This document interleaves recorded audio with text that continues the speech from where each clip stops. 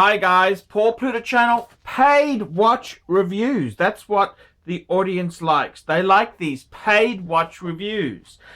This is for Brian. So Brian sent me a review to do. And before I do that, quick wristwatch check. I'm wearing the Zenith Chronomeister El Primero 42 Open. Love it, love it, love it.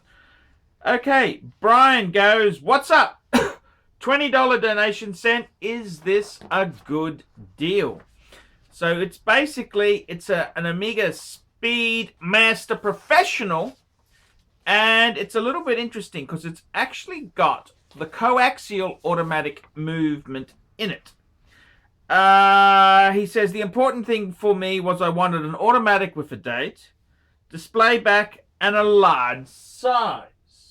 Now, I gotta tell you, this watch he's actually sent me, it's on Chrono24, and he says, I'm sending you another payment so you can make a video of you calling me cunt for 3 minutes. I can't wait.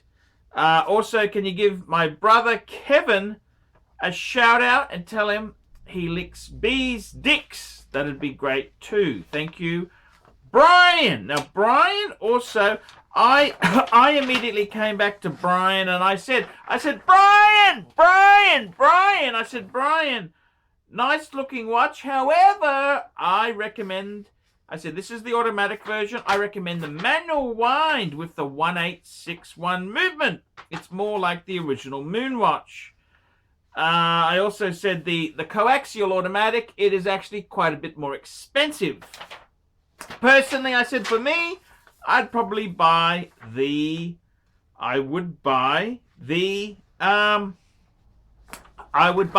manual wind version.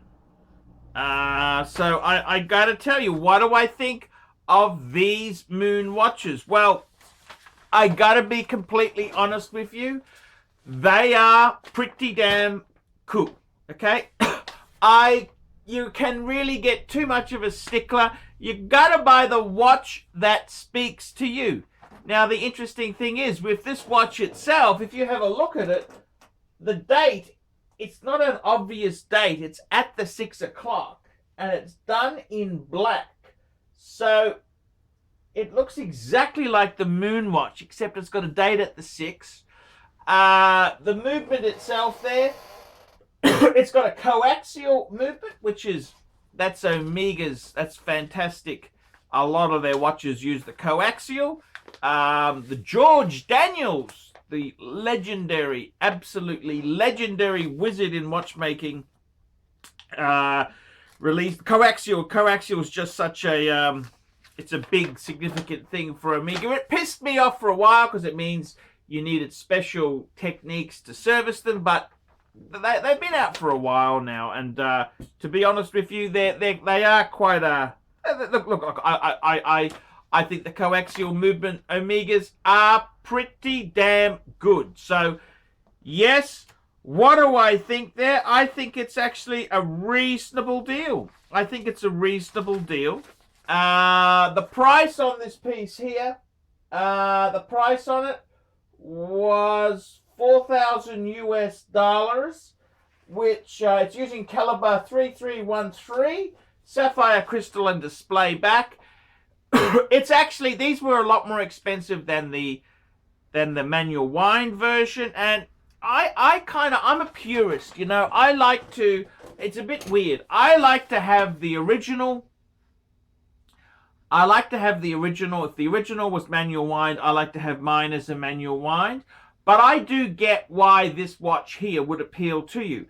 I think living with a Halcylite Omega as your one main watch it can be a bit tricky. It can be a bit of a pain in the ass. So I do get it.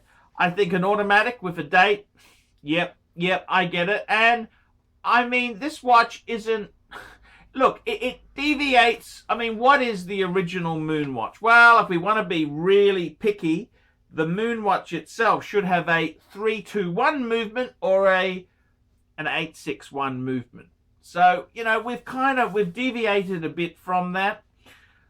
I don't think it's the end of the world. To be completely honest with you there, I don't think the coaxial moon watch, years ago, they had the Omega reduced. That was the automatic. They sell considerably less than the manual wide Speedmaster, and they're considerably less because it's they're a bit small in a modern context. They were around about the 40 mils. I think they're amazing bang per buck. Good buying, very good buying.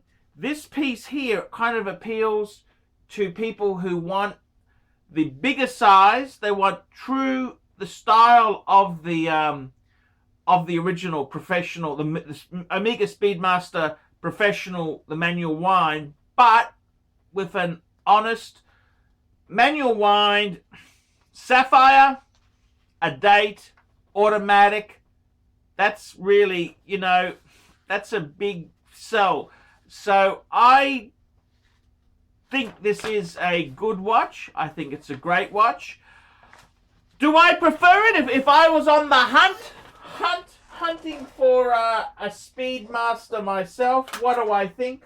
I tell you honestly, I much prefer the original, but I can understand why you would say, hey, that's what I really want there. I do get it. I get it. So there is no offense to that. I completely get it. And I think that's kind of where it comes from. It's that a lot of people who are lovers of this watch there, they really want an automatic. I mean, my answer is, you know, I kind of think if you want an automatic chronograph, why don't you get a Zenith or you know, some legendary automatic chronographs. The Omega was famous for being manual wind, but I think these are, I understand, I get it. They're kind of, you know, even Rolex with their Daytona, they've gone to automatics. They went with automatics with the Zenith movement, and then they went fully in-house. I do get it. So I think we've got to allow Omega a little bit of slack. I think it's good that they've got the option. At least they haven't just got rid of the manual wind. I can understand it. And I think, realistically, it's wrong of me to say, no, don't buy it. Look, I would prefer the manual wind. The manual wind is cheaper, but I can understand the convenience of automatic, the convenience of a date, sapphire thrown in as well.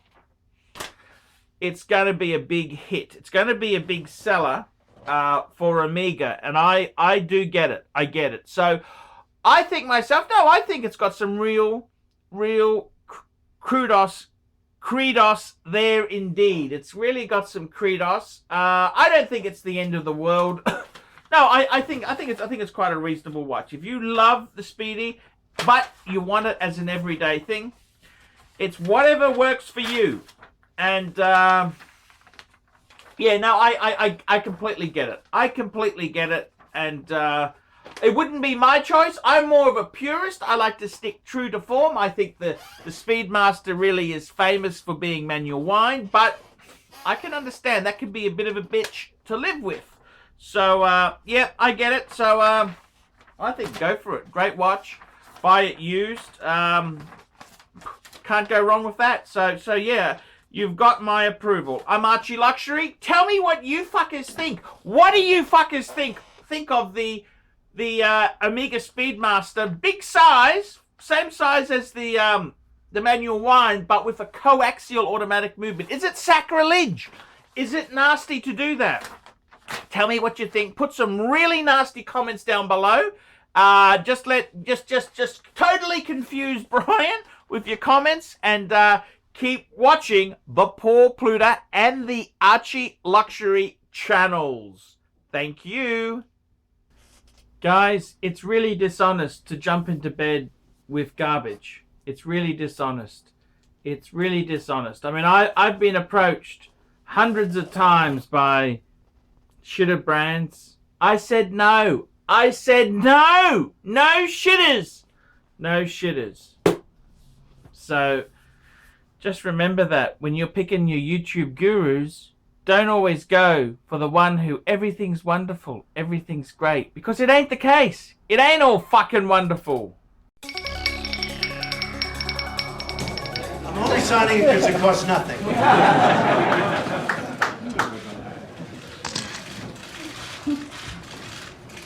So this is the congratulations to everybody.